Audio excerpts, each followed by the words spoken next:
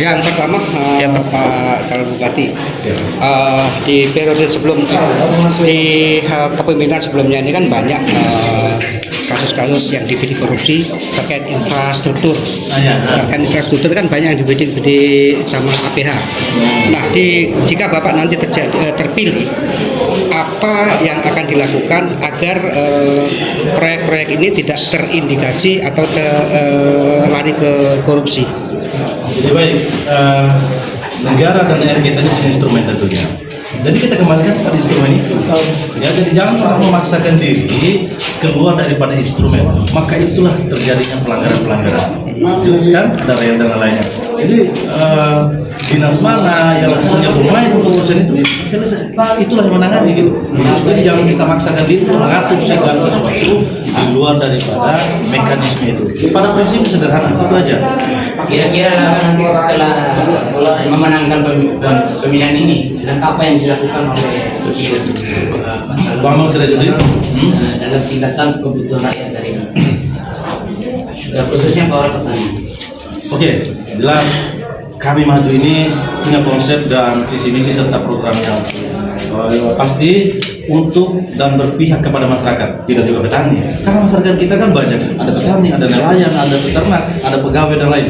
Jadi semua akan kami akomodir sesuai dengan persentase seberapa banyak, ya kan, masyarakat kita ini. Ya kalau ke masyarakat kita jumlahnya lebih banyak, mungkin anggaran dan lain itu kita sesuaikan dengan porsinya masing-masing. Komitmen 14 tahun masyarakat Dompu selalu berteriak masalah penyediaan air bersih. 14 tahun komitmennya seperti apa, langkah solusinya Pak? Oke, baik, air ini adalah salah satu kebutuhan dasar yang tidak bisa kita abaikan. Ya, dengan demikian kami akan berusaha keras. Ya kan, tapi kalau kami berjanji memastikan gas tertutup, itu tidak akan kami berani. Tapi itu sudah ada tekad kami. Tentu saja apabila kami punya ada rezeki nanti, kami akan bangun komunikasi di tingkat nasional dan lain. Saya kira ini bisa saja kita selesaikan. Dalam pikiran besar kami adalah air bersih. Namun kami belum bisa, ya kan, menyampaikan itu di dalam bentuk program kerja visi misi. Tapi ketika ada rezeki, kami akan berusaha keras untuk bagaimana air bersih itu harus ada. Konsep Dompu Maju sendiri seperti apa? Bisa diceritakan? Dompu Maju sebenarnya itu adalah makronya. Nanti kalau kita breakdown, ya tentu saja segmen-segmen yang ada seperti pertanian dan lain. Ya kan, bagaimana desa ini kita bangun, tentu saja Dompu akan menjadi maju. Ya kan, tentu saja mengharapkan kontribusi mengajak kepada seluruh masyarakat Indonesia. Kenapa bersama Dompu Maju? Artinya tidak bisa oleh kami berdua mengajak seluruh lapisan masyarakat yang berpotensi, yang punya pengalaman dan lain. Mari sama-sama untuk mengajak, ya, mari kita kontribusi. Karena memimpin itu bukan hanya kami berdua, memimpin itu adalah kita bersama. Karena Dompu ini milik kita bersama, bukan milik wakil bupati, bukan milik bupati dan wakil bupati saja. Siapapun masyarakat kita yang punya kemampuan, yang punya potensi, mari sama-sama kita ajak, sumbangkan pikiran, sumbangkan gagasan itu untuk dikontribusikan pada daerah ini sehingga maju. Makanya kami dalam tagline itu bersama Dompu Maju, mengajak kepada seluruh lapisan masyarakat tanpa terkecuali. Izin Pak Calon, mohon maaf, kalau kita lihat Dompu dalam 2 periode terakhir itu banyak kasus korupsi yang terjerat. Banyak asn-asn di Dompu ini terlibat kasus korupsi.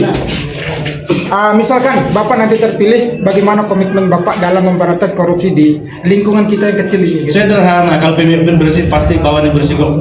Mantap. Bagaimana mau bersihkan di bawah kalau di sini kotor? Sederhana itu. Ya, salah satu misi kami. Satu lagi Bapak, mohon maaf izin, mohon maaf dari kami.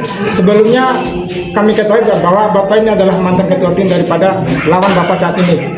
Ya, yang jadi pertanyaan kami adalah apa motivasi Bapak sehingga mau bertarung nih? Saya ingin menunaikan janji-janji politik yang saya lakukan di tahun 2020 itu yang belum tertunaikan di hari ini dengan tangan saya sendiri. Itu salah satu motivasi saya. Kenapa Bang?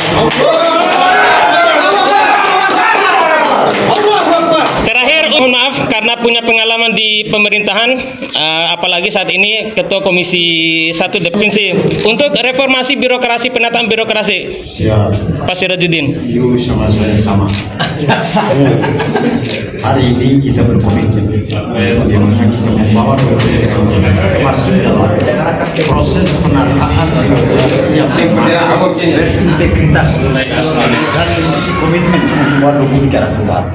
Tentu instrumen pemerintahan itu ada instrumen yang betul-betul berdasarkan background, berdasarkan kompetensi dan kemampuan.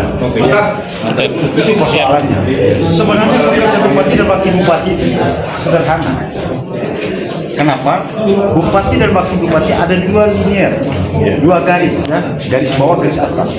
Tengahnya adalah instrumen pemerintahan yang kita pilih orang-orang yang memang memiliki kualifikasi dan kompetensi yang jelas. Sehingga dalam proses penataan birokrasi dan memberikan pelayanan kepada masyarakat dia maksimal. Satu. Yang kedua, pekerjaan hari ini bukan pekerjaan bupati dan wakil bupati, tapi pekerjaan sudah bersama. Kita mengantarkan pemerintahan Bambang Sirajudin ini dan semua komponen jangan sebuah struktur untuk bisa bagaimana Dompu bisa lebih maju. Termasuk keterlibatan rekan-rekan pers terkait masalah persoalan korupsi. Korupsi itu tergantung sungguh daripada komitmen, nawaitu, nurani niat kita bersama bupati bersama kita seluruh komponen. Baru bisa kita mengawal bersama bagaimana di Dompu ini bukan kita mengiyakan tapi minimal kita meminimalisir itu konsep. Karena memang konsep itu hanya bisa dilakukan secara proses per proses, step by step. Tidak mungkin kita bisa membalikan seperti kita membalikan telapak tangan, itu persoalan. Hari ini Bambang Sirajudin mengajak kepada semua komponen, termasuk rekan-rekan pers, untuk bagaimana kita mengawal Dompu ini menuju ke arah yang lebih baik. Ada perubahan. Katakanlah kalau ada rezeki Bambang Sirajudin masih dalam kondisi pemerintahan hari ini, berarti itu kemunduran yang sangat luar biasa. Terima kasih banyak. Terima kasih saya Pak Balon. Komitmennya terhadap investasi karena bagaimanapun pembangunan di daerah ini tanpa investasi tidak mungkin akan maksimal jalan, dan ada beberapa investor yang sedang berproses di Dompu, ada STM, ada SMS, dan ada perusahaan-perusahaan lain yang sedang berproses di Kabupaten Dompu. Komitmennya untuk menghadirkan itu semua bagaimana? Daerah ini sangat mengharapkan ada investasi, tapi investasi yang berkolaborasi dengan masyarakat di daerah Kabupaten. Yang menguntungkan masyarakat juga menguntungkan para investor. Itu kita harapkan hari ini. Kita akan tolak investasi yang akan merugikan lingkungan masyarakat dan daerah. Persoalan investasi kita tidak boleh alergi dengan investasi. Kan itu bagian dari roda kemajuan ekonomi yang harus kita harapkan. Karena bagaimanapun Dompu ini tidak mampu kita bangun dengan APBD kita yang kita miliki hari ini. Karena APBD yang kita miliki hari ini persentasenya 70-30. Nah, sekarang persoalannya bagaimana kita membangun akselerasi dengan berbagai pihak termasuk pemerintah pusat dan pihak swasta dalam hal ini untuk membangun daerah ini.